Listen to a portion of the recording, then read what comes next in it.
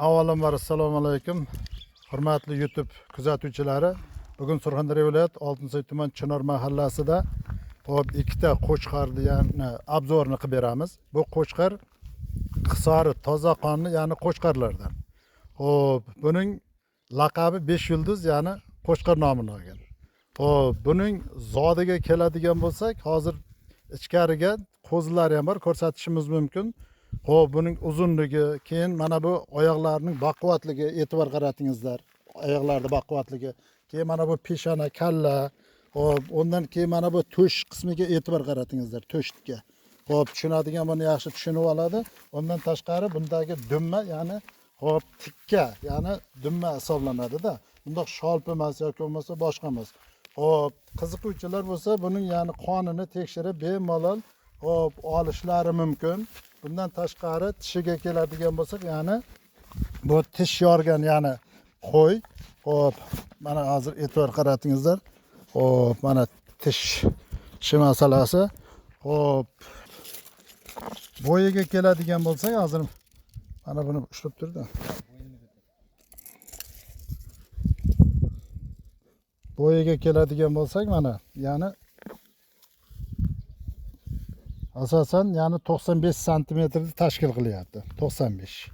Endi asosiy yana bitta narsasini aytib o'tish kerakki, asosan bu qo'yni o'zi tushungan tozaligini birdaniga endi ajratib olsa kerak deb o'ylayman.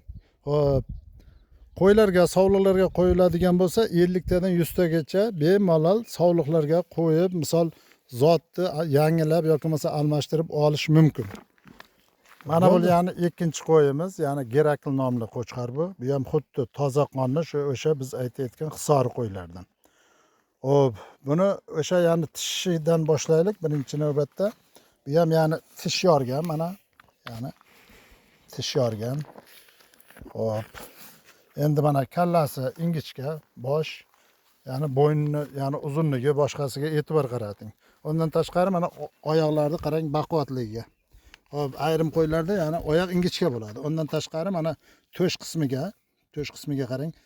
Ko'pchilik qo'ylarda ya'ni to'sh mana bundoq chiqqan bo'ladi. Bunda ya'ni pastga qarab ya'ni o'sgan. Ana o'shanda ya'ni katta gap bor.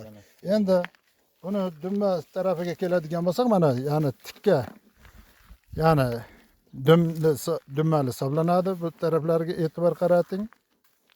Endi narxiga keladigan bo'lsak, kattasi $2000 so'rayapmiz. Busini ikkinchisini ya'ni $1800 so'rayapmiz.